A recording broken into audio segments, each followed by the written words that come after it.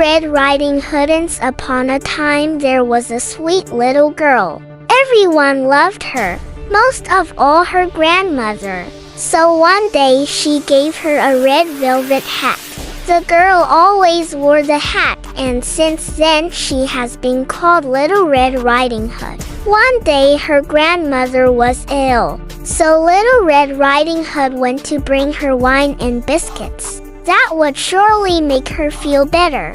Her mother told her not to go off the path and to be careful. She also had to be polite and say goodbye to grandmother. Little Red Riding Hood promised to do so and went on her way. Grandmother lived deep in the forest, more than half an hour's walk from the village. In the forest, Little Red Riding Hood encountered the wolf. She did not know he was dangerous, so she was not afraid at all. "Good morning, Little Red Riding Hood," the wolf said. "I'm going to bring Grandma wine and biscuits because she is sick," said Little Red Riding Hood. "Where does your grandmother live?" the wolf then asked. "Less than half an hour further into the forest, in the cottage under the 3 big oaks," said Little Red Riding Hood. The wolf, meanwhile, was thinking of something else entirely.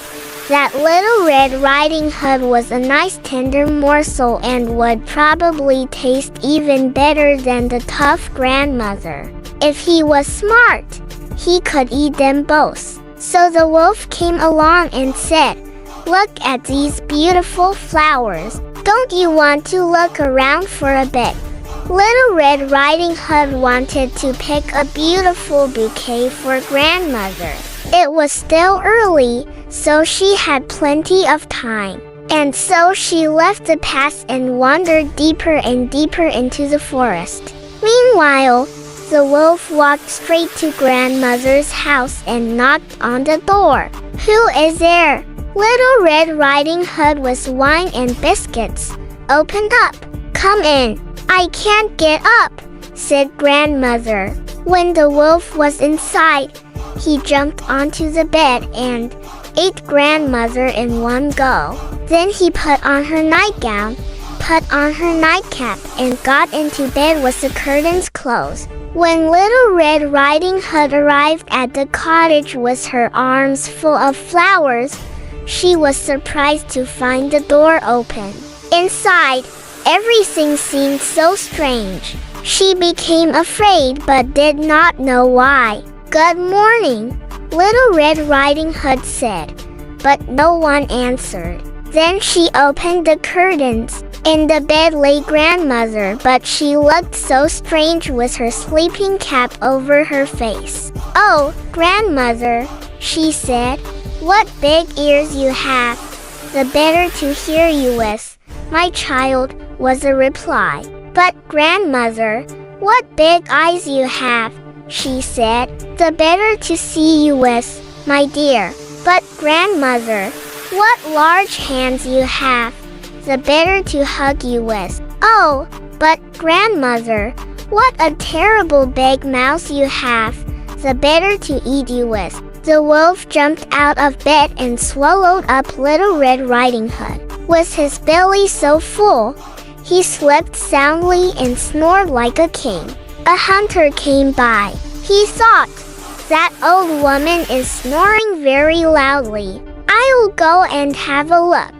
He saw the wolf and said, "So here you are, you old sinner.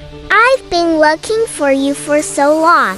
He wanted to shoot the wolf with his rifle but suddenly realized that the wolf might have eaten grandmother. Who knows?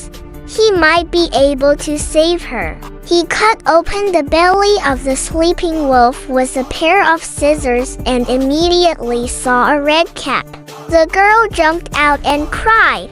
"I was so afraid in the wolf's belly. It was so dark there." And after that the aged grandmother came out alive also, but scarcely able to breathe. Then the hunter filled the wolf's belly with stones. When the wolf woke up, he wanted to run away, but the stones stopped him.